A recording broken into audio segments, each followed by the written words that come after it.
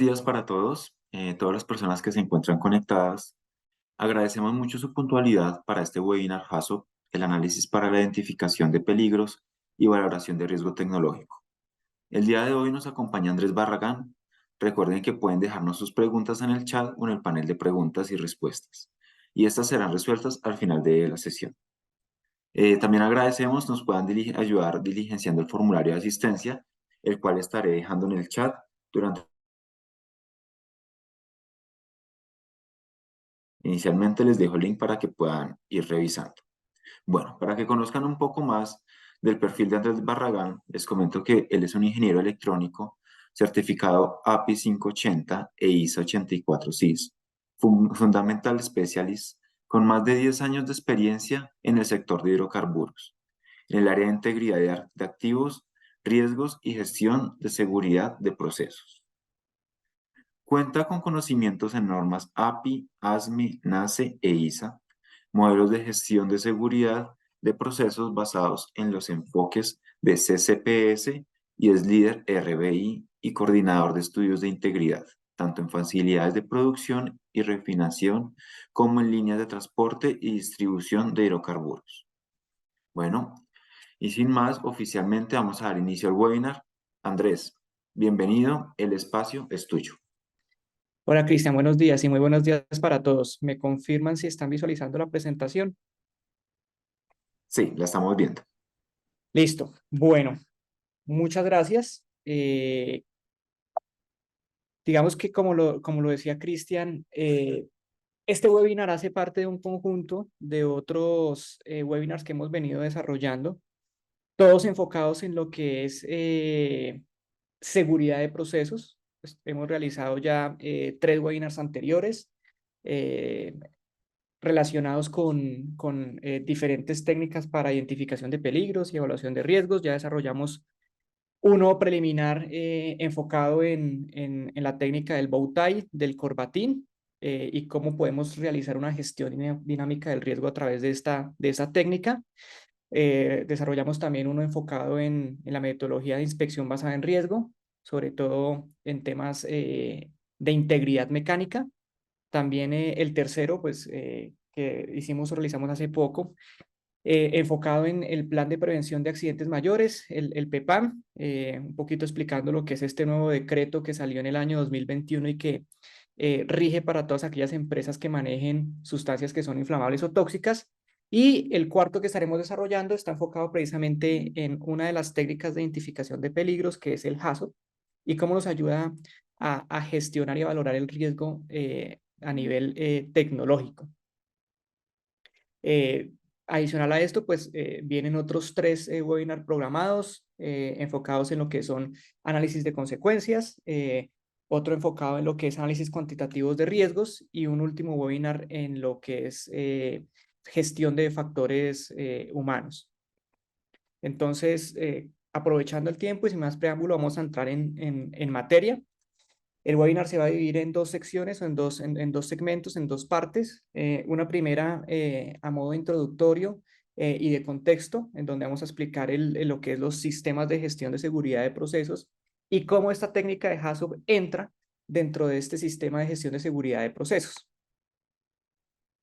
Entonces, enfocándonos un poquito en lo que es un sistema de gestión de seguridad de procesos, pues es importante resaltar que la gestión de seguridad de procesos como tal es un marco disciplinario que nos ayuda para administrar la integridad de los sistemas operativos que manejan sustancias que son peligrosas. ¿Por qué son peligrosas? Pues porque por sus propiedades físico-químicas e inherentes son sustancias que típicamente son inflamables. Es decir, que si las pongo en contacto con una fuente de ignición, me puede ocasionar un incendio, me puede ocasionar una explosión, o sustancias que son tóxicas y me puede generar algún grado de afectación a la salud también de las personas. ¿Cómo manejamos esa integridad de esos sistemas, de esos equipos, de esos procesos que manejan esas sustancias peligrosas? A través de la aplicación de unos buenos principios que empiezan desde la parte del diseño, desde la parte de ingeniería, prácticas operativas, y también que se extiende a lo largo de todo el ciclo de vida del activo.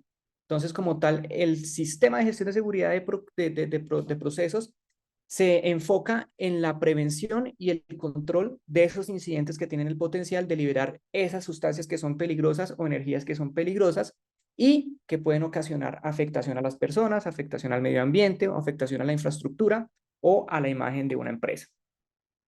Digamos que existen diferentes metodologías, digamos que sistemas de gestión de seguridad de procesos.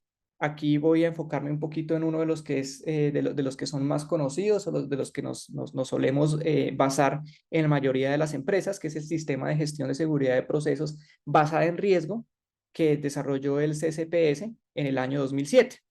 Ese sistema de gestión de seguridad de procesos está basado en 4 pilares fundamentales, que son el compromiso con la seguridad de procesos, el entendimiento de los peligros y riesgos, toda la parte de gestión del activo y un último pilar que está enfocado en el aprendizaje y la experiencia.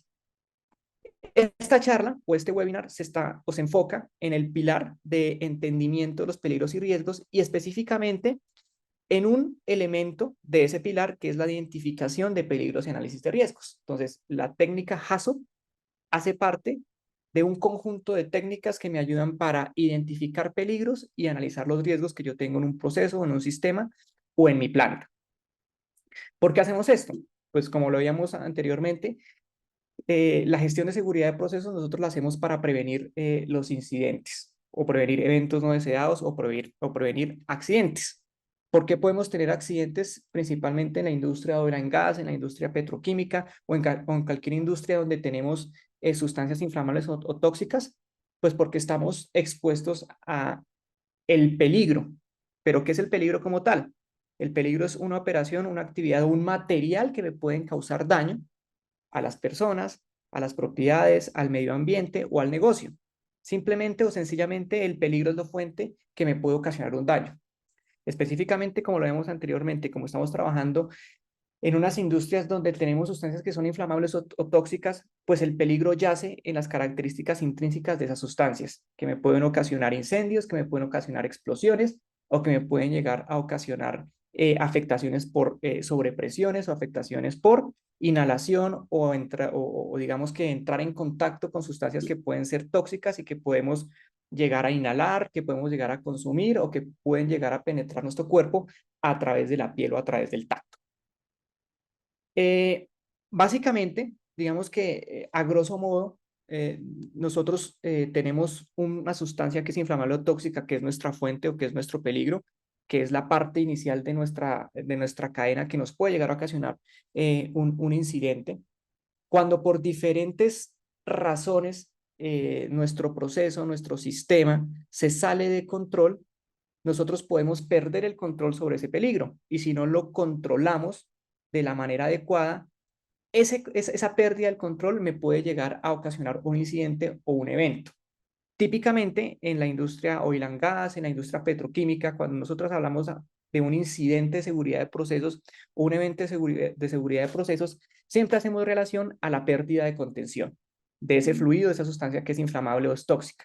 Cuando yo pierdo la contención de ese fluido, cuando lo libero al medio ambiente, pues puedo tener afectaciones a las personas, al medio ambiente o la infraestructura.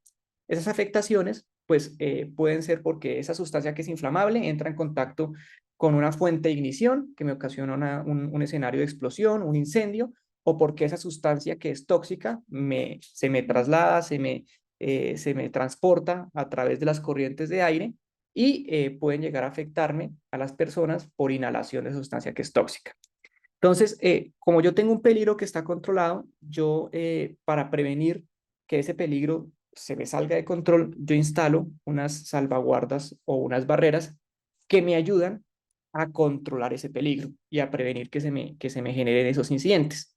Sin embargo, esas salvaguardas que yo instalo en mi proceso, en mi sistema, digamos que pueden llegar a presentar debilidades. Estas debilidades, ¿por qué se pueden desarrollar?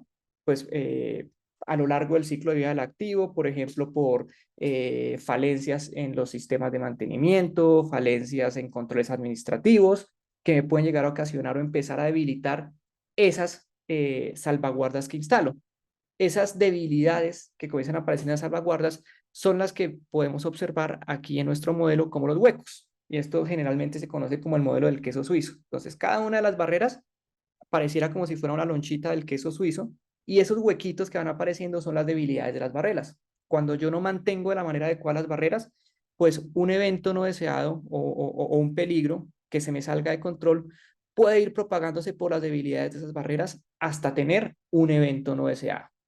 Entonces, ¿qué es lo que vamos a estudiar a través de la técnica HACCP? Cómo identificar todos los peligros a los cuales nos encontramos expuestos ya durante la fase operativa, durante un proceso, un sistema que ya está en operación o va a entrar en operación.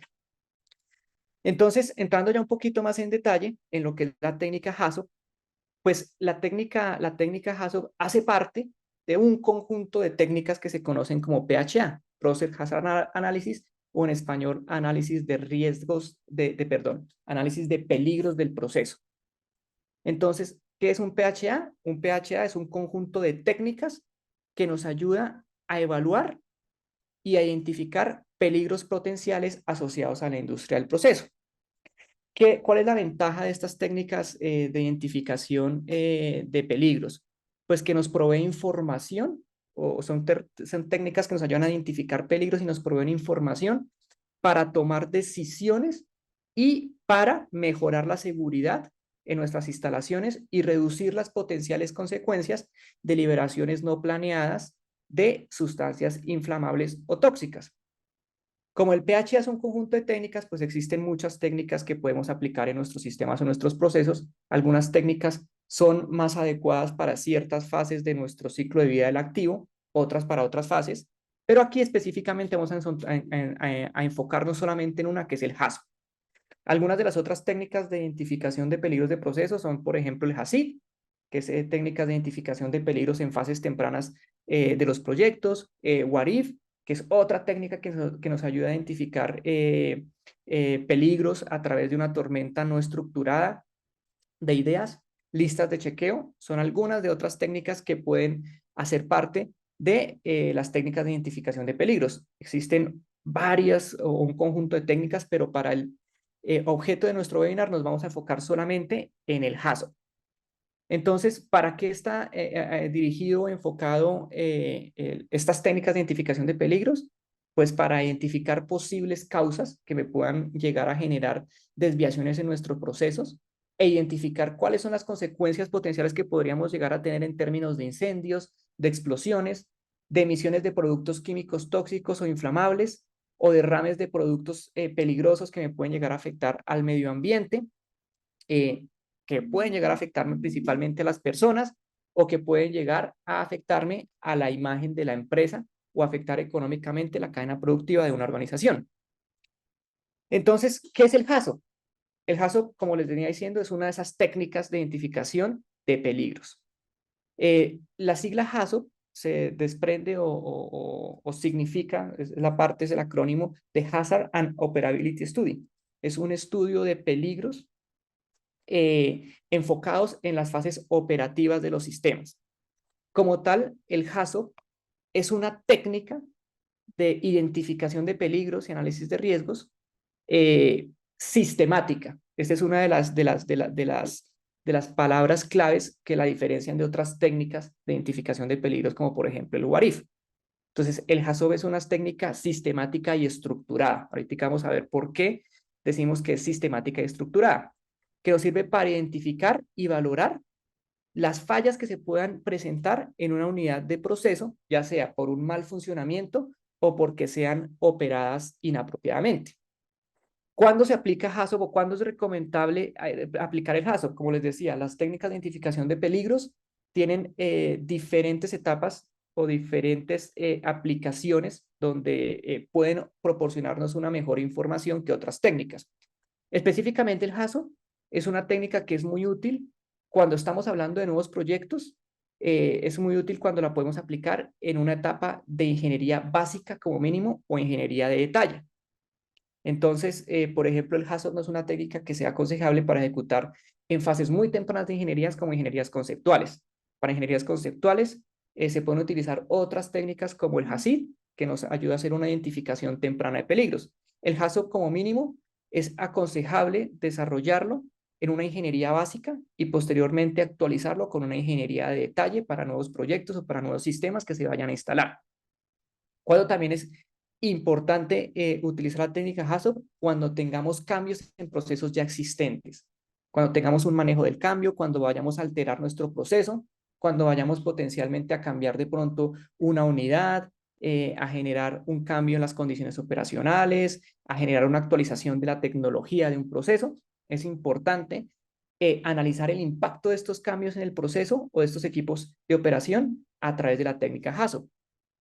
¿Cuándo también la podemos utilizar? Cuando tengamos cambios en procedimientos operacionales o cuando vayamos a realizar decomisionamiento de los equipos y estemos entrando en la etapa de abandono de los mismos. El HACCP, pues es una técnica que está ampliamente documentada. Tenemos diferentes fuentes bibliográficas que nos ayudan a profundizar en temas asociados a esta técnica. Una buena fuente de información a la que se pueden remitir para empezar a profundizar es la guía de evaluación de peligros que nos trae el CCPS. Aquí tengo pues la portada de la tercera edición. Esta guía establece o nos presenta las múltiples técnicas a través de las cuales nosotros podemos realizar una evaluación de los peligros que tenemos en nuestros procesos. Específicamente la técnica HACCP la podemos evidenciar en el capítulo 5.3 de esta guía que nos trae el CCPS. Adicionalmente, en la parte 2 de este documento, de este libro, aparecen también unos ejemplos detallados de cómo se desarrolla la técnica, cuándo es recomendable aplicarla, como lo veníamos mencionando anteriormente, y establece una explicación, digamos que un poquito detallada, de los pasos que se tienen que ejecutar para el desarrollo y ejecución adecuada de esta técnica. Adicionalmente, tenemos la norma, el estándar, perdón, internacional IS 61882. Tengo entendido que hay una última versión que salió hace poco en el año 2017. Este estándar internacional está enfocado específicamente en el estudio HACCP y nos provee una guía para aplicar de la manera adecuada esta metodología. Entonces, para aquellos que producto de este webinar quieran profundizar un poquito más en cada una de estas técnicas, específicamente la técnica HACCP, pues se pueden remitir a este libro del CCPS, capítulo 5.3, o también revisar en detalle la norma interna, el estándar internacional, perdón, IS 61882, que nos da una aplicación, unas guías de aplicación y también nos da un detalle de la forma en la que se tienen que preparar, ejecutar y cerrar estos ejercicios.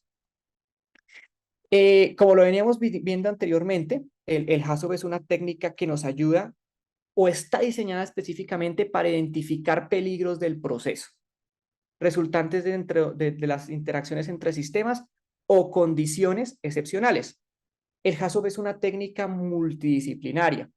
Debe ser desarrollado por un equipo multidisciplinario de expertos que examina sistemáticamente cada parte de un equipo con el propósito de descubrir desviaciones a las intenciones de diseño que puedan ocurrir durante las etapas operativas. Es muy importante tener en cuenta que la técnica HACCP se debe aplicar o cuando estemos analizando un proceso, el HACCP se debe aplicar para todos los modos de operación de un sistema o un equipo. Entonces, nosotros tenemos que realizar o aplicar la técnica HACCP, por ejemplo, para operación normal, podemos aplicarlo para operaciones de arranque, para operaciones de emergencia, para operaciones de parada. ¿Por qué? Porque cada uno de estos tipos de operaciones de la planta me pueden ocasionar desviaciones diferentes en el proceso que debemos analizar para estar preparados y para asegurarnos que estemos protegidos de la manera adecuada para todos los modos de operación que puedo tener en un proceso o en un sistema. Aquí es importante aclarar ciertos conceptos que a veces se logran malinterpretar respecto a la técnica o a la metodología del HACCP. Primero, que HACCP y PHA son sinónimos. Como lo íbamos diciendo, no son sinónimos. El HACCP es una de las técnicas de identificación de peligros. Hace parte de un conjunto de técnicas PHA. Que el HACCP crea nuevo conocimiento. Que el HACCP reemplaza las revisiones de los diseños de ingeniería. Esta es una de las más comunes. Generalmente, muchas veces las revisiones o las sesiones de los análisis tipo HACCP, a través de la metodología HACCP, se convierten en una revisión detallada de la ingeniería. Y ese no es el propósito de un HACCP, porque para eso existen otras técnicas y otras metodologías. El HACCP me ayuda a identificar peligros sobre un proceso que ya tiene una ingeniería que ya está, digamos, desarrollada y se debe centrar en la identificación de desviaciones operacionales sobre esa ingeniería, no en la revisión de si la ingeniería está bien ejecutada o no está bien ejecutada. Que el HACCP provee soluciones de diseño detalladas. El HACCP emite recomendaciones generales que están encaminadas a mitigarme potenciales escenarios de riesgo que no son tolerables para la organización. Sin embargo, el HACCP no emite una recomendación detallada de cómo se tienen que desarrollar las soluciones o los aspectos que me van a mitigar ese riesgo. Y que el HACCP toma decisiones por usted. El HACCP es una metodología que ayuda a guiar la toma de decisiones, mas no toma las decisiones por el equipo multidisciplinario. ¿Y por qué es importante llevar a cabo un HACCP? Pues principalmente por términos económicos. Cuando nosotros hablamos del HACCP, y lo veíamos ahorita en la parte preliminar de cuándo es importante llevar a cabo un HACCP, es muy importante que esta clase de metodologías de identificación de peligros se desarrollen desde las etapas tempranas de las ingenierías de los proyectos. ¿Por qué? Porque me permite identificar desviaciones en el proceso y realizar correcciones sobre ingenierías básicas o sobre ingenierías detalladas. Claramente, o sea, claramente los costos de realizar un cambio en un diseño en etapas tempranas de ingeniería es mucho más bajo que si yo realizo esas correcciones sobre una etapa constructiva, sobre una etapa operativa posteriormente, o inclusive aquí en la parte más crítica de los costos asociados a reparaciones por incidentes o accidentes de seguridad de procesos. Entonces, es muy importante, es una técnica que relación costo-beneficio es muy buena porque el HACCP permite realizar esa identificación, permite realizar correcciones sobre diseños, sobre sistemas o sobre la fase operativa de un proceso, previniendo ¿qué? Accidentes. Claramente los costos más altos que yo tengo a la hora de responder es claramente cuando ya tengo la materialización del incidente. Precisamente todas estas técnicas me ayudan a eso, a prevenir que tenga incidentes o accidentes relacionados con la pérdida de contención de esas sustancias que son inflamables o son tóxicas. ¿Cuál es la información que típicamente se requiere para la ejecución de un HACCP? Como el HACCP es recomendable ejecutarlo como mínimo en una etapa de ingeniería básica y posteriormente ya claramente en la etapa operativa de un proceso o un sistema, pues como mínimo yo debería tener esta información, debería tener los diagramas de instrumentación y tubería, los PNIDs, claramente importantísimo que estos documentos estén actualizados y estén vigentes.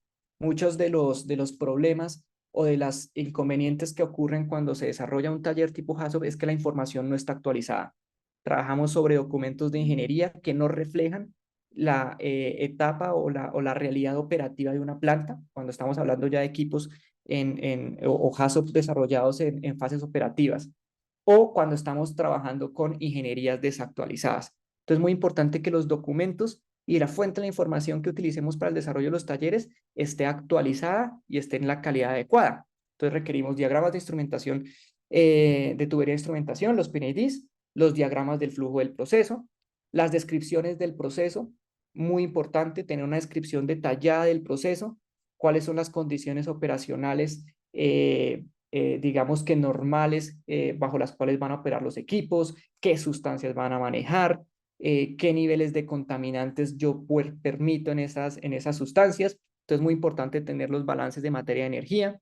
También importante tener los manuales y los procedimientos de operación, cómo voy a operar mi planta, cómo tengo que responder ante una situación de emergencia, qué sistemas tengo yo presupuestados o instalados para controlar una potencial desviación del proceso. Entonces, es muy importante tener procedimientos de operación actualizados, información sobre los materiales o las sustancias que estamos utilizando. Entonces, importantísimo, si se puede tener las fichas de seguridad de esas sustancias, conocer cuáles son las propiedades de esas sustancias en términos de inflamabilidad y toxicidad, es también muy importante. Entonces, tener una muy buena información e identificación de las sustancias que voy a analizar en mi proceso. Especificaciones de materiales y equipos. Los equipos que estoy analizando, de qué material son, cuáles son las condiciones críticas de presión, de temperatura que pueden soportar, para analizar también cómo puedo llegar a afectar la integridad de esos sistemas en caso de tener unas desviaciones operacionales en mis procesos. ¿Cuál es el equipo que típicamente conforma o desarrolla un análisis, una identificación de peligros a través de la técnica HAZO? Entonces, esta técnica tiene que tener un líder. El líder o el facilitador es una persona que tiene amplia experiencia en la metodología HAZO. Aquí es muy importante tener en claro, el líder HAZO no es un experto en el proceso. El líder HAZO es un experto en la metodología que va a ayudar a guiar a un equipo multidisciplinario, que el equipo multidisciplinario sí es el experto en el proceso que se va a analizar. Él es el que tiene que enfocar al equipo multidisciplinario a través de la aplicación de la técnica en la identificación adecuada de los peligros, tiene que guiar al equipo de trabajo en que no se pierda el foco del taller, claramente generar un consenso entre todo el equipo multidisciplinario, sobre todo, por ejemplo, para las valoraciones de consecuencia o posteriormente para las valoraciones del riesgo. Este líder o facilitador generalmente va acompañado de una persona que es el secretario, el escribano o registrador. Lo pueden llamar de diferentes formas. Esa persona es una persona que no es experta en la metodología, que está familiarizada con la metodología, sí, no es experta, pero que ayuda a consignar todas las notas que se van desarrollando en el taller. Ayuda a diligenciar el formato, que ya lo vamos a ver en la parte final de la presentación, el formato de la plantilla del HAZO, ayuda a consignar toda la información que va dictaminando el líder y que se va extrayendo del equipo multidisciplinario, la va consignando las plantillas. ¿Para qué? Para al final emitir o claramente compilar la información para poder emitir el informe del HAZO. Luego viene ya el equipo multidisciplinario. El equipo multidisciplinario, pues depende de los objetivos del HAZOP, tendrá que estar conformado por ciertas especialidades. Aquí están en asterisco porque no todas las especialidades son necesarias para un HAZOP. De acuerdo al objetivo y el alcance del sistema que se va a analizar, pues se requiere la participación de parte de estas especialidades, se requiere que todas estén, eso depende mucho del objetivo del estudio, pero típicamente, como mínimo, sí tiene que estar el operador de la planta, una persona que conozca la operación de la planta. Entonces, el operador es una persona fundamental que hace parte del equipo multidisciplinario. También una persona que conozca el proceso, el ingeniero de procesos, y una persona que conozca la parte de instrumentación y control. Entonces, yo creo que como mínimo, un HAZOP debería estar desarrollado como equipo base por el operador, por una persona que conozca el proceso, el ingeniero de procesos, y por una persona que conozca todos los sistemas de control, los sistemas instrumentados de seguridad de la planta. ¿Qué especialidades adicionales pueden existir? Claramente, pues ingenieros mecánicos, especialistas en temas de mecánico estático, mecánico rotativo, ingenieros eléctricos, si estamos hablando, por ejemplo, de potenciales afectaciones que puedan surgir por afectaciones a temas de estructuras, entonces también es importante que estén ingenieros civiles, que estén ingenieros que nos ayuden a controlar los eventos no deseados en casos de una emergencia, como por ejemplo los profesionales de los sistemas contra incendios o los ingenieros de seguridad.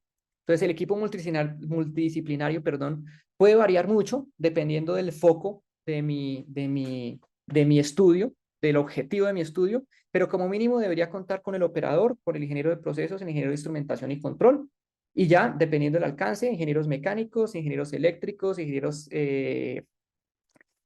civiles, ingenieros de la parte de los sistemas contra incendios, también profesionales HCE, de pronto para evaluar potenciales impactos de afectación a personas desde el punto de vista médico o toxicológico. Entonces, este es el equipo que típicamente conforma un análisis de riesgos de identificación de peligros, a través de la metodología HAZO. Como toda metodología de identificación de peligros, tiene una etapa de planificación. Entonces, aquí les traigo, esta es una tabla extraída del libro del CCPS, eh, donde tiene a grosso modo una guía de los tiempos estimados de preparación, evaluación y documentación. Todas estas metodologías de identificación de peligros tienen estas mismas tres fases. Entonces, tiene una fase de preparación. Esa fase de preparación, ¿qué es? Esa fase de preparación generalmente la desarrolla el líder del estudio, la persona que fue designada para liderar el estudio con su secretario. Y en esta fase, pues, ¿qué se realiza? Pues se verifica o se analiza toda la información que fue suministrada, se revisan procedimientos de operación, se revisan PNIDs, se revisan diagramas de flujo de proceso, manuales operativos, se realiza una fase de preparación del estudio. Entonces, esa fase preliminar, que generalmente la desarrolla solamente el líder del proyecto, pues tiene unos tiempos que deben ser estimados. Aquí hay unos propuestos, dependiendo de si el sistema es un sistema sencillo o es un sistema ya más complejo. Esa preparación puede ser entre 8 a 12 horas o para procesos grandes de 2 a 4 días. Estos son tiempos estimados, lo que les digo. Viene una etapa de evaluación, que lo que llamamos evaluación ya es la ejecución de los talleres como tal. Entonces ya es la ejecución de esos talleres multidisciplinarios que también dependiendo de la cantidad de sistemas o de la complejidad del sistema, pues podemos tener HACCPs de 1, 2 días, hasta HACCPs de 6 días, o podemos tener HACCPs que duren semanas completas si los sistemas son muy complejos, que pueden durar una semana, 2 semanas, un mes, mes y medio, 2 meses. Bueno, la complejidad o la duración del HACCP, pues la da la complejidad del sistema. Y posteriormente viene una parte de documentación. Esta parte de documentación sencillamente es ya la recopilación de todas esas hojas de trabajo que se desarrollaron durante la ejecución del taller y la elaboración del informe final. Entonces, preparación y documentación son fases que generalmente desarrolla el líder del taller junto con su secretario, y en la evaluación ya participa todo el equipo multidisciplinario. Digamos que de acuerdo a las buenas prácticas de la industria y lo que se ha, digamos que, evidenciado, es que estas sesiones de estas metodologías de identificación de peligros son mucho más óptimas y mucho más productivas cuando no exceden un tiempo de 6 horas por día. Lo recomendable es 4 horas, de 4 a 6 horas que duren las sesiones HACCP. ¿Por qué? Porque es cuando el equipo HACCP es más productivo. Posterior a las 6 horas, el equipo comienza a dispersarse y se ha demostrado que, por ejemplo, HACCPs que son desarrollados o están planificados para durar días completos, sesiones de 8 horas, pues no son tan productivos como HACCPs que son planificados en sesiones más cortas, porque se aprovecha mucho más el dinamismo, que el equipo está fresco, que el equipo multidisciplinario ofrece nuevas ideas. Entonces, recomendable que estas sesiones no superen las 6 horas por día. También importante, digamos que también existen otras técnicas que me ayudan a estimar los tiempos de preparación, los tiempos de evaluación y los tiempos de documentación. Hay algunos líderes que ya con su experiencia, con solo ver un sistema en un PFD, ya saben más o menos cuántos días se van a demorar en cada uno de los equipos. Existen también algunas técnicas que me ayudan a identificar, a estimar la duración de los estudios con base, por ejemplo, en el número de los PNIDs o con base en el número de PFDs. Sin embargo, aquí a grosso modo les quise traer de manera muy general algunos lineamientos que sirven para estimar la duración de estos estudios. Bueno, pero ¿cómo es la metodología del HACCP? ¿Cómo se desarrolla un HACCP? Pues como les venía diciendo, el HACCP, a diferencia de otras técnicas de identificación de peligros, como por ejemplo la técnica WARIF, es una técnica que es sistemática y estructurada. Entonces, siempre que yo haga un HACCP, tengo que seguir los pasos de la metodología que estamos visualizando en el slide que les estoy presentando. Entonces, siempre lo primero que yo hago para analizar o para ejecutar un HACCP es analizar el sistema que voy a estudiar. Cuando yo analizo el sistema que voy a estudiar, yo tengo que seccionar ese sistema en algo que se llaman nodos o secciones del proceso. Para cada una de esas secciones del proceso, una vez yo las identifico, yo les tengo que definir las intenciones del diseño. Y ahorita vamos a entrar a ver en detalle, no en detalle, sino de manera muy general cada uno de estos pasos. Entonces, lo primero es identificar o seccionar un sistema, perdón, en nodos. Para cada uno de esos nodos, yo defino sus intenciones de diseño. Y luego, a través de la aplicación de unas palabras guías y unos parámetros, identifico desviaciones del proceso. Esas desviaciones del proceso es las que yo entro a analizar. Para cada desviaciones del proceso yo identifico unas causas, analizo unas consecuencias y hago unas evaluaciones del riesgo. Entonces, todos estos pasos los vamos a ir revisando de manera más detallada. Entonces, el primer paso, como les decía, para un HASOP es la definición de nodos. Si bien en la literatura no existe una guía que diga cómo seccionar los nodos, pues yo les voy a dar de pronto algunos parámetros que ayudan a identificar o que les van a ayudar a seccionar un proceso en nodos. Como les decía, si ustedes van, por ejemplo, al libro del CCPS o van al estándar, al IEC, no van a encontrar por ningún lado un criterio para la discriminación o la división de un proceso en nodos.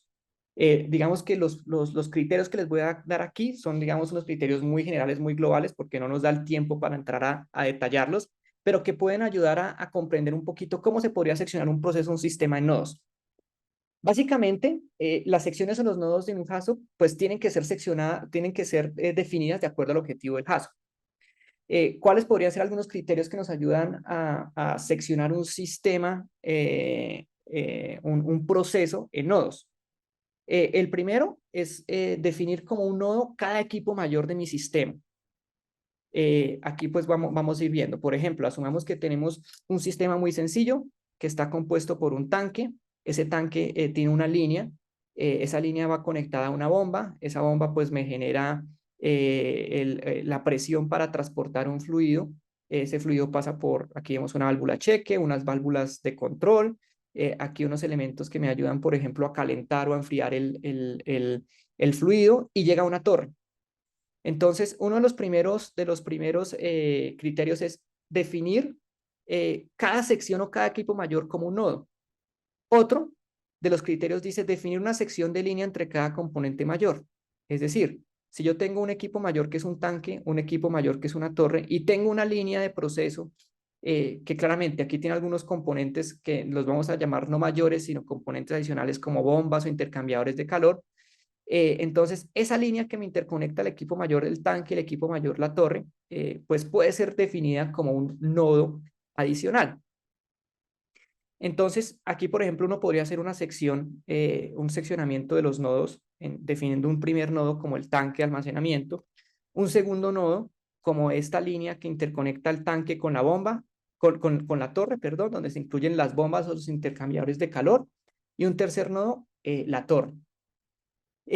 Como les decía, la forma en la que se secciona un proceso en nodos no está definida, no existen reglas universales.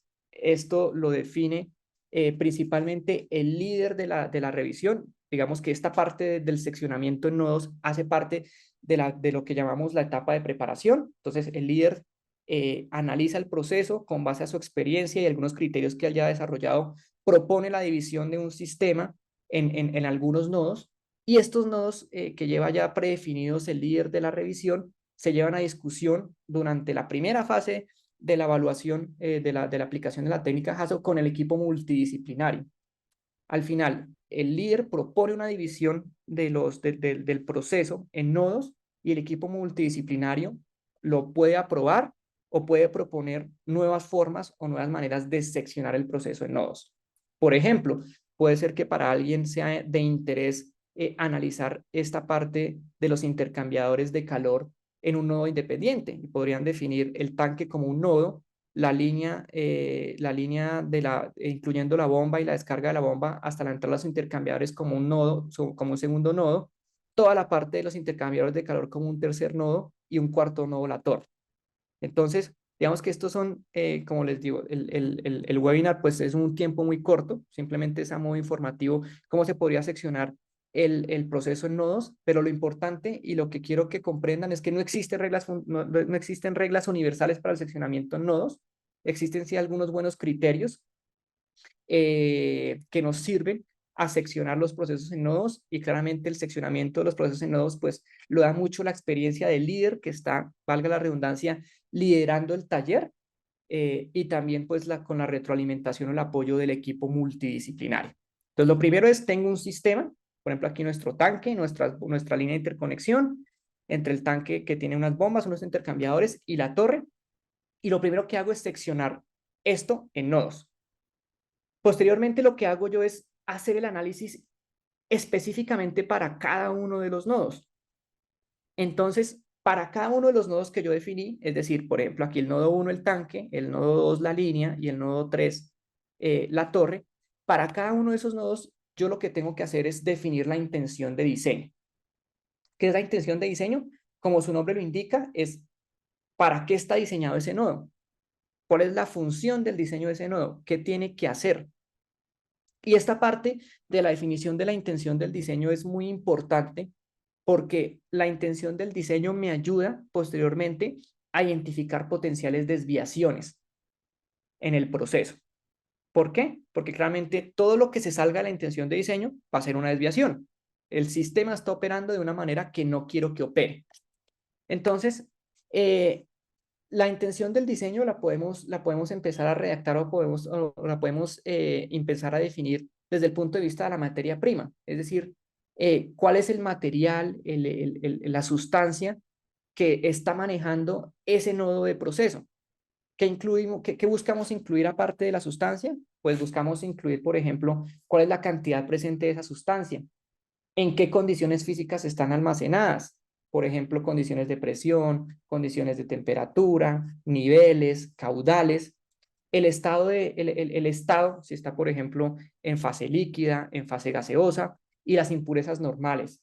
Por ejemplo, si, no sé, estoy almacenando o estoy trabajando un nodo que me procese gas. Entonces, por ejemplo, ese nodo normalmente, ese gas, perdón, normalmente tiene que tener un 1% de H2S. Es lo normal. Entonces, es importante también tener el estado de impurezas normales o toleradas que puedo tener en esa sustancia. Entonces, a manera de ejemplo, digamos, si nos enfocáramos en el tanque de almacenamiento, entonces uno podría decir, por ejemplo, que la intención del diseño de ese tanque es, o la materia prima, perdón, de ese tanque son que maneja 500 barriles de crudo, que esos barriles de crudo están almacenados a una presión atmosférica, 14.7, 15 psi, a una temperatura de 100 grados Fahrenheit, que el nivel normal en el que está ese crudo en ese tanque es de 40 pies y que ese tanque, que ese crudo puede llevar disuelto, porque es un crudo también que mezclado con agua, puede llevar disuelto hasta 200 ppm de CO2. Entonces aquí yo estoy definiendo en ese nodo cuál es la materia prima, qué sustancia estoy manejando, bajo qué condiciones de presión y temperatura y nivel, por ejemplo, en este caso, típicamente estoy operando y si tiene alguna impureza o puede tener alguna impureza, pues cuál es el porcentaje máximo, los ppm máximos de esa impureza que puedo manejar. La siguiente forma o el siguiente punto para definir la intención del diseño es definir la actividad deseada. Es decir, ¿qué es lo que yo espero que haga ese nodo? ¿Cuál es la actividad? Por ejemplo, si estuviéramos analizando específicamente el nodo del tanque, pues la actividad que tiene que hacer ese tanque inicialmente, por ejemplo, es almacenar. Para eso está hecho, tiene que almacenar el crudo. Pero, por ejemplo, si el tanque, aparte de almacenar, tuviera un serpentín porque yo tengo que calentar ese fluido que está ahí en el tanque, pues la actividad va a ser almacenar el crudo y calentarlo y podríamos definir calentarlo hasta tal temperatura. Entonces, aquí, en la parte de la definición de la intención de diseño de punto de actividad, es lo que yo espero que haga el nodo. Por ejemplo, en el segundo nodo que veíamos aquí específicamente de la bomba, pues la actividad deseada, ¿cuál podría ser? Transportar el fluido desde el tanque 1 hasta la torre.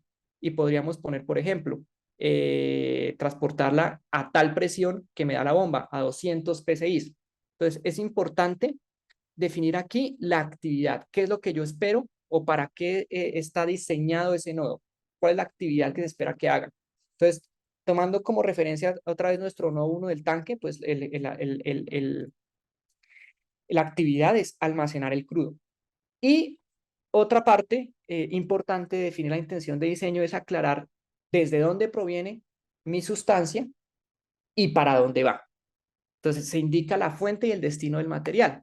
Entonces, por ejemplo, si ese crudo que estoy almacenando en ese tanque viene de unas bombas de transferencia, entonces yo podría decir, el crudo viene de las bombas de transferencias P001A y B, es de donde está cargando, de donde está recibiendo el crudo, el tanque ese crudo, y va para un sistema de deshidratación. Entonces, esto nos ayuda a definir las intenciones de diseño. ¿Para qué fue hecho el nodo? Y cómo se espera que opere normalmente. Una vez definidas esas intenciones de diseño, lo que plantea la metodología HASOP es identificar desviaciones. ¿Para qué esas desviaciones a qué se identifican? Se identifican para cada uno de los nodos. Entonces, siempre aquí nos estamos seccionando en el nodo. Entonces, primero, tengo un sistema, lo secciono en nodos. Para cada nodo le defino una intención de diseño y para cada nodo empiezo a identificar desviaciones. ¿Cómo identifica desviaciones del proceso la metodología HASOP? Las desviaciones del proceso de la metodología HASOP es la unión de una palabra guía y de un parámetro. ¿Pero qué son esas palabras guías? Las palabras guías en la metodología HASOP son unas palabras que ya vienen definidas por norma, por estándar.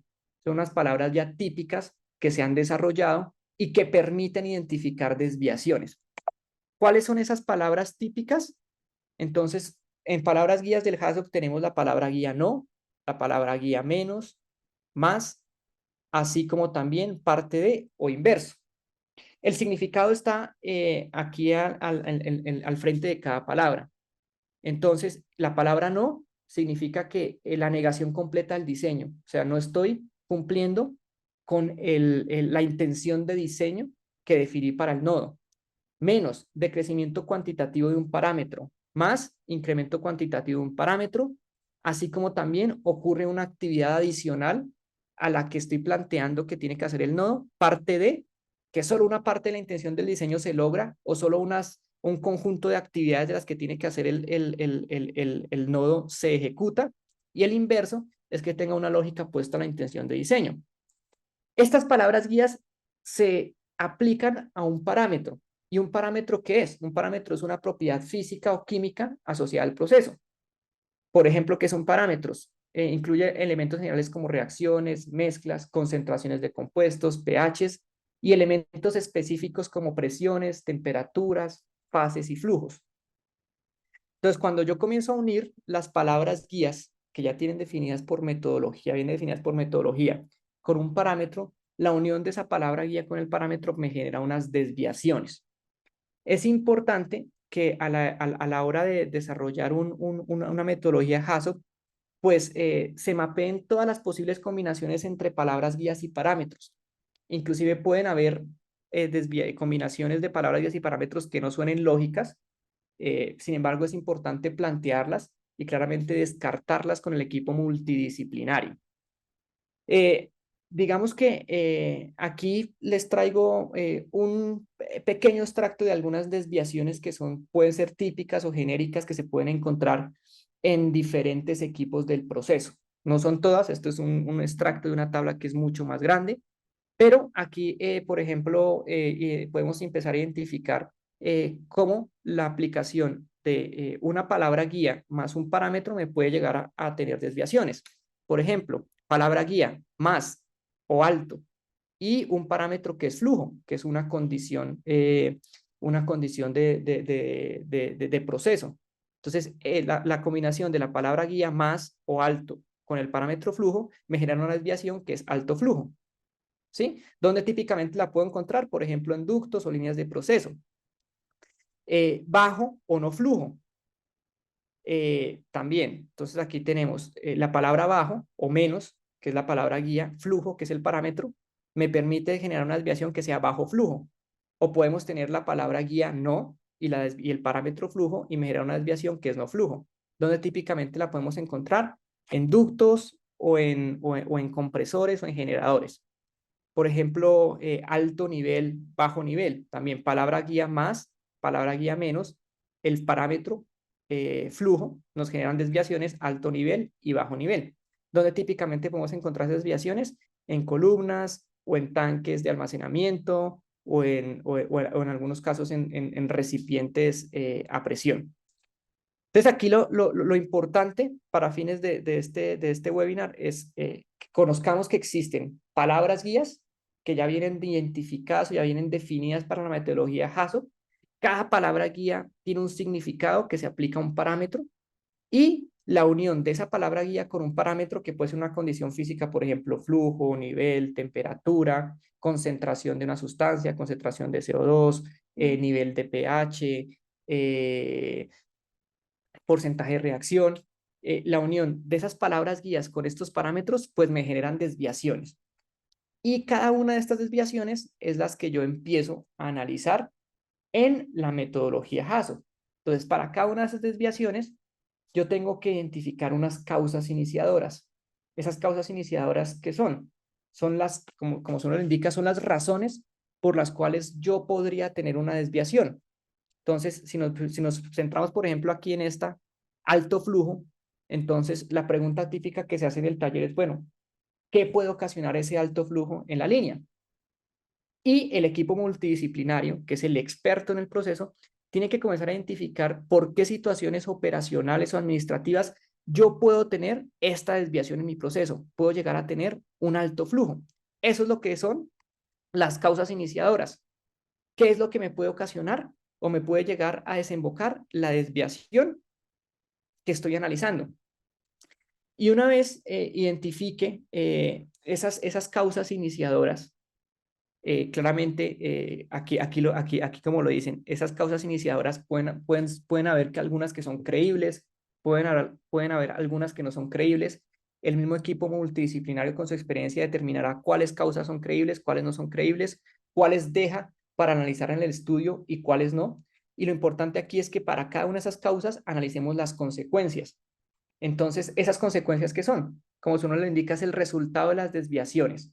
Y aquí es muy importante, y esto es, digamos que, una buena práctica de la industria, y es que cuando se redactan las consecuencias, siempre las redactemos orientadas en términos de afectación a las personas, afectaciones al medio ambiente, afectaciones económicas o impacto a nivel de imagen. Entonces, es muy importante que las consecuencias las redactemos siempre orientados a estas categorías.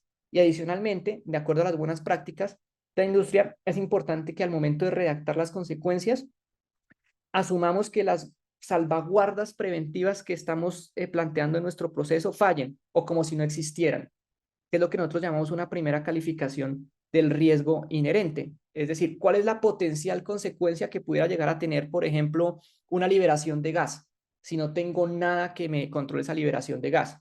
Entonces, ¿uno qué podría decir? Por ejemplo, si tengo una liberación de gas y encuentro una fuente de ignición, una potencial consecuencia es una explosión o un incendio. Y la tenemos que aterrizar a las categorías, por ejemplo, a personas. Entonces, explosión o incendio con afectación a las personas. ¿Qué afectaciones puede tener? Puede tener desde una incapacidad, desde una lesión leve hasta una fatalidad. Entonces, ¿qué nos ayuda también a definir las consecuencias? Pues nos apalancamos en unas matrices que generalmente las conocemos como las matrices RAM de las organizaciones, que nos ayudan a materializar o a categorizar esas consecuencias. Aquí es muy importante tener en cuenta que la metodología HASOP y todas las metodologías PHA son metodologías de identificación de peligros. Entonces, típicamente, si ustedes van a ver la información que está compilada en el libro del CCPS o en el estándar IEC, ustedes van a ver que el HASOP no incluye una evaluación del riesgo. ¿Por qué? Porque la evaluación del riesgo es una técnica complementaria. Lo que pasa es que típicamente en la industria se unen esas dos técnicas. Se une la técnica de identificación de peligros, que es el HACCP, y otras técnicas de evaluación de riesgos, que generalmente la que utilizamos es la matriz de riesgos o la matriz RAM. ¿Qué es lo que permite la unión de esas dos técnicas? Que las desviaciones que se identifican en el proceso puedan ser categorizadas en términos de la consecuencia, el impacto que tiene la liberación de sustancia que es tóxica o peligrosa producto de las desviaciones y la probabilidad de ocurrencia. ¿Qué tan probable es que me ocurra ese evento? Cuando yo combino la probabilidad con la consecuencia en una matriz RAM, puedo definir para cada uno de esos escenarios un nivel de riesgo. Y recordemos que el riesgo es una medida de lesión humana, daño ambiental, pérdida económica, en términos de qué tan probable es que ocurra ese incidente y si ocurre ese incidente, cuál es la potencial consecuencia, cuál es la magnitud de esa lesión o esa pérdida. Entonces, cuando nosotros redactamos las consecuencias, por ejemplo, que veíamos anteriormente, si tengo una liberación de un gas y la consecuencia es pérdida de contención del gas, con potencial explosión, incendio y afectación a las personas, y ya la cuantifico, yo puedo decir, ah, bueno, puedo tener una fatalidad o puedo tener múltiples fatalidades, porque en la zona donde tenga esa liberación es una zona donde hay muchos operadores, por ejemplo. Entonces puedo tener múltiples fatalidades. Entonces cuando ya yo apalanco esa consecuencia con una matriz, puedo definir o escalar cuál es la severidad de esa consecuencia, por ejemplo, aquí desde el punto de vista de personas. Puedo decir, ah, bueno, puedo tener múltiples fatalidades. Entonces ya estoy en la máxima categoría de consecuencia. ¿Y cuál es la probabilidad de que tenga esa liberación o esa pérdida de contención? Ah, bueno, no sé, puede ser que haya ocurrido en la empresa. Entonces, eso me permite identificar en términos de probabilidad de consecuencia cuál es el nivel de riesgo. Por ejemplo, si tuviéramos ese escenario, estaremos hablando de un nivel de riesgo alto. Esta matriz es propia de cada empresa. Cada empresa tiene sus matrices RAM, cada empresa desarrolla estas matrices de calificación de riesgos y claramente las parametriza en términos de la tolerancia al riesgo que tenga la organización. ¿Por qué es importante combinar estas dos técnicas de identificación de peligros y evaluación de riesgos? Porque al final esto es lo que me permite a mí o me apoya en la toma de decisiones. Claramente, uno debería enfocarse en los sistemas o en aquellas desviaciones que estén categorizadas con un alto nivel de riesgo. Entonces, una vez yo identifico causas y defino consecuencias, ahora sí yo entro a revisar qué es lo que actualmente tengo en mi sistema o en mi equipo que me proteja. Eso que tengo en mi equipo, mi sistema que me proteja o que me mitigue un evento no deseado, es lo que se conoce normalmente como salvaguarda. Entonces, ¿qué es una salvaguarda? O sea, una salvaguarda es un sistema o un control administrativo que está diseñado para prevenir la causa. Entonces, que me puede prevenir las causas que me generen las desviaciones en el proceso o que me pueden llegar a prevenir que si la desviación se me presenta, pueda llegar a tener un evento no deseado. O si tengo el evento, ya se me materializó, me ayude a mitigarlo. Eso es lo que es una salvaguarda. Entonces, todo lo que me ayude a prevenir una causa de una desviación, a controlar la desviación si ya se me presentó, o a mitigar una consecuencia si ya tuve el evento, por ejemplo, la pérdida de contención. Aquí hay algunos ejemplos de salvaguardas típicas que se realizan en un HACCP. Sistemas de control, sistemas de alarmas, sistemas instrumentados de seguridad, dispositivos de alivio de presión como PCBs, válvulas de alivio térmico, discos de ruptura. Ya en la parte de mitigación, por ejemplo, diques, el sistema Fire and Gas, aquí inclusive, por ejemplo, entra todo lo que son planes de respuesta a emergencia, contingencias, es decir, salvaguardas es todo aquello que me ayude, como lo veníamos, a prevenir causas, a controlar desviaciones o a mitigar consecuencias. Entonces, el HACCP es una técnica que me permite realizar una gestión del riesgo. Yo generalmente en el HACCP realizo varias calificaciones del nivel de riesgo de una desviación. Esto digamos que también no es obligatorio. Esto digamos que es una buena práctica desarrollarlo o ejecutarlo. Sin embargo, siempre es recomendable nosotros analizar o tener la perspectiva de 3 escenarios de riesgos en un HACCP. Un primer escenario que es el riesgo inherente. Como su nombre lo indica, inherente es el que existe. Es el riesgo al que estoy expuesto hoy, al que estoy expuesto, perdón, si no tuviera ninguna salvaguarda. Ese riesgo generalmente da alto. ¿Por qué? Pues porque las consecuencias de los eventos que yo analizo generalmente dan altas en términos de afectación a personas, al medio ambiente, a la comunidad, o afectación a la pérdida de producción, afectación a la imagen, eh, porque no estoy protegido, porque es inherente, no tengo en cuenta ninguna salvaguarda. Luego identifico salvaguardas. Esas salvaguardas, que es lo que acabamos de ver, están orientadas a prevenirme causas, a prevenirme o a controlarme desviaciones o a mitigarme consecuencias. Es decir, las salvaguardas siempre me impactan o la probabilidad de ocurrencia de un evento o la consecuencia de ocurrencia de ese evento. Entonces, cuando yo analizo el riesgo luego de las salvaguardas que ya tengo implementadas, ya estoy en un escenario de un riesgo actual. Es decir, ¿cómo estoy hoy? ¿Cuál es mi nivel de riesgo hoy con lo que actualmente tengo? Con lo que actualmente tengo instalado, con las salvaguardas que actualmente están en mi proceso, en mi sistema. Y viene una comparación. si el nivel de riesgo actual es mayor a un nivel de riesgo, es mayor al nivel de riesgo tolerable, es decir, si a día de hoy, perdón, si el nivel de riesgo actual es menor al riesgo tolerable, es decir, si a día de hoy con todo lo que tengo estoy por debajo del riesgo que mi organización tolera, pues hago una tercera calificación que es un riesgo residual, que básicamente será el mismo riesgo actual. Sin embargo, si ese riesgo actual es mayor al riesgo tolerable, pues tengo que emitir acciones o recomendaciones. ¿Por qué? Porque el objetivo de esto es que yo esté trabajando siempre en un nivel de riesgo tolerable para mi organización. Cada organización define de acuerdo a sus criterios cuál es la tolerabilidad al riesgo. Por ejemplo, para algunas organizaciones, su criterio de tolerancia al riesgo es medio. Entonces, si yo en el análisis HASO tengo escenarios con nivel de riesgo alto, significa que son niveles de riesgo no tolerable y tengo que emitir acciones o recomendaciones. ¿Para qué? Para mitigar este nivel de riesgo y bajarlo a un nivel de riesgo tolerable, para que me baje aquí a medio. Generalmente esas acciones o recomendaciones están encaminadas a la implementación de nuevas salvaguardas que me ayuden a prevenir o a mitigar la probabilidad, perdón, a disminuir la probabilidad de ocurrencia de un evento o a mitigar las consecuencias. Ya para finalizar, que creo que ya sí ya son las 10:01, este es un ejemplo típico de una plantilla de Hasso.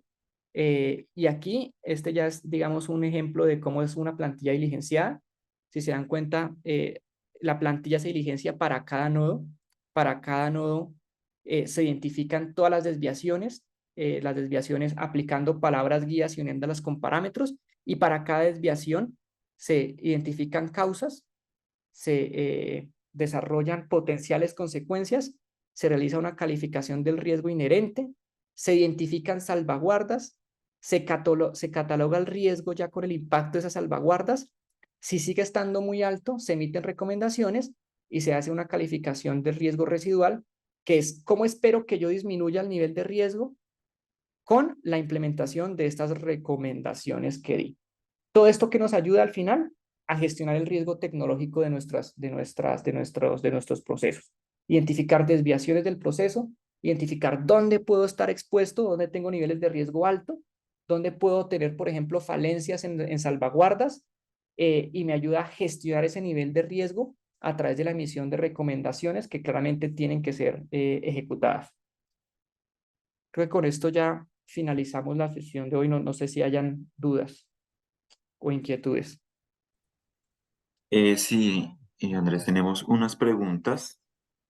Quiero responder rápidamente. Una nos la hace Juan Carlos Guerrero. Nos dice, no se puede seleccionar un nodo y dependiendo de los resultados se subdivida en otros nodos. Eh, digamos que el mismo ejercicio lo puede dar. Digamos que es lo que típicamente puede pasar. Que se seleccione un nodo que sea muy amplio. Entonces, cuando selecciono un nodo que es muy amplio y que me incluye, por ejemplo, varios equipos mayores o varios sistemas, el mismo ejercicio va permitiendo identificar si el nodo que seleccioné, eh, digamos que intentó cubrir una gama de equipos demasiado amplia, y es importante o es necesario dividirlo en nodos más pequeños. Eso sí puede pasar. Digamos que típicamente, generalmente, casi nunca pasa porque depende mucho de la experticia del líder del taller, pero si, digamos, el taller lo desarrolla un líder que no es tan experto en la metodología, podemos llegar a tener ese escenario. O podría llegarse a tener un escenario que se define un escenario, un nodo que es muy grande, y el equipo no identifique que efectivamente el nodo fue muy grande. ¿Y qué es lo que va a pasar? Que muy seguramente estaremos pasando por alto desviaciones importantes o interesantes de equipos específicos que estén dentro de ese nodo.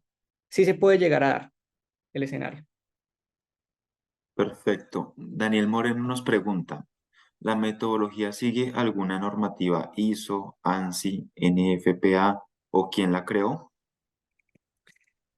Digamos que la normativa, el estándar que nos ayuda a aplicarla de manera correcta es el que les mostré aquí en la parte inicial. Es este. El IS 61882. Ese es un estándar internacional. Esta es digamos que la guía de aplicación del HASO. Entonces, este es el estándar que nos ayuda o nos da los lineamientos para aplicar de la manera adecuada el HACCP. Entonces, se pueden referir a este estándar, a la ISE 61882, que sería el que dictamine cómo se debe aplicar de manera correcta el HACCP.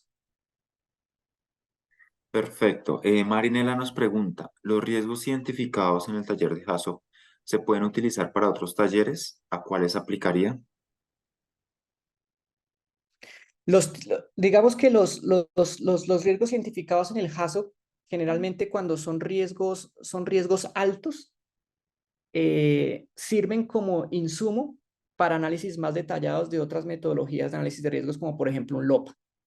Entonces, generalmente cuando el HACCP dictamina o genera escenarios de riesgo altos con las salvaguardas ya existentes, generalmente el HACCP da recomendaciones de analizar esos escenarios de riesgo alto mediante metodologías más detalladas, inclusive más cuantitativas, como un LOPA, un análisis de capas de protección, o unos análisis de consecuencias, o un análisis cuantitativo de riesgos. Bueno, tenemos de Juliana Castro, nos dice, hay sistemas en los que no es práctico establecer un nodo, por ejemplo, alrededor de equipos menores, como una sola bomba. Sí, exactamente, sí, existen algunos equipos en donde no es práctico seccionar o sea, llegar al detalle de definir el equipo solo como un nodo. Se puede hacer, lo que pasa es que el ejercicio va a ser más desgastante porque como veíamos, para cada nodo toca definir intención de diseño, desviaciones, se puede hacer y digamos tendría un análisis más detallado, pero digamos que no se estaría aprovechando de manera óptima el tiempo del equipo multidisciplinario. Muy posiblemente ese equipo pueda ser incluido dentro de otro nodo, como lo veíamos ahorita en el ejemplo que tenemos un solo nodo para todo lo que es la línea de proceso que incluye bombas y otros equipos como intercambiadores. Entonces, sí pueden haber escenarios donde no sea práctico llevar al nivel de detalle de definir cada equipo como un nodo de proceso. Bueno, perfecto. Y una última pregunta tenemos, Juliana Castro nos dice, ¿es preciso establecer como causa de una desviación el mal funcionamiento de un instrumento salvaguarda, por ejemplo, taponamiento de una PSB? Claro, sí, se puede, inclusive se utiliza mucho. Muchas veces las causas iniciales son fallas de las salvaguardas.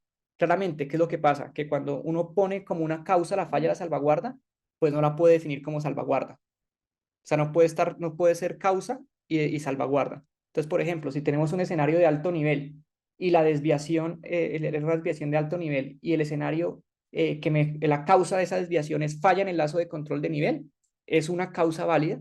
Lo que pasa es que no puedes poner el lazo de nivel como salvaguarda, porque ya la estás poniendo a fallar. Pero sí es muy usual que salvaguardas sean causas de desviaciones. Importante es que cuando se defina como causa de la desviación, no esté identificada como salvaguarda. Perfecto, Andrés. Bueno, hay una última que parece importante ya para cerrar y es de Fabio Borja. Nos dice, ¿cómo adaptamos el enfoque HACCP a proyectos específicos en nuestra organización? ¿Cómo? Otra vez, ¿me repites la pregunta? Claro que sí. ¿Cómo adaptamos el enfoque HACCP a proyectos específicos en nuestra organización? Ok. Digamos que el HACCP es una metodología que puede ser utilizada de diferentes formas. Principalmente está pensada en analizar procesos de producción. Plantas que producen algún tipo de sustancia, algún tipo de materia prima y que procesan fluidos que son inflamables o tóxicos. Principalmente está enfocado en eso. Sin embargo, existen variaciones del HACCP, que no las toqué aquí pues porque no nos da el tiempo, que me ayudan, por ejemplo, a aplicar la metodología HACCP a procedimientos. Entonces, tú podrías aplicar el HACCP a procedimientos operacionales o a procedimientos al desarrollo de una tarea con palabras guías diferentes, pero metodológicamente es lo mismo. O podrías aplicar HACCP a sistemas de control mediante otra variante del HACCP que se llama el CHAZO. Entonces, principalmente, por ejemplo, en una organización que no esté enfocada en temas de procesos, la metodología HACCP podría ser aplicada, por ejemplo, en análisis de procedimientos, de paso a pasos de tareas para identificar si una tarea o el procedimiento tiene alguna falencia o alguna, o alguna, o alguna qué, o alguna oportunidad de mejora. Y claramente el HACCP, si estamos hablando de una empresa que sí produce sustancias inflamables o tóxicas, puede empezar a implementarse en los procesos que tengan. Claramente, pues con la ayuda de un profesional certificado, certificado no, capacitado en la ejecución de la técnica. Bueno, Andrés, eso es todo. Muchas gracias por compartir todos esos valiosos conocimientos con nosotros. Y a todas las personas que se encuentran en este momento, muchas gracias por asistir, por participar y por su tiempo. Bueno, Agradecemos puedan llenar la encuesta de satisfacción que va a aparecer una vez finalizado el webinar y no olviden que pues, la grabación se estará compartiendo con todos. No olviden también registrarse en el webinar. Muchas gracias. bueno, muchas gracias a todos. Que estén muy bien. Hasta luego.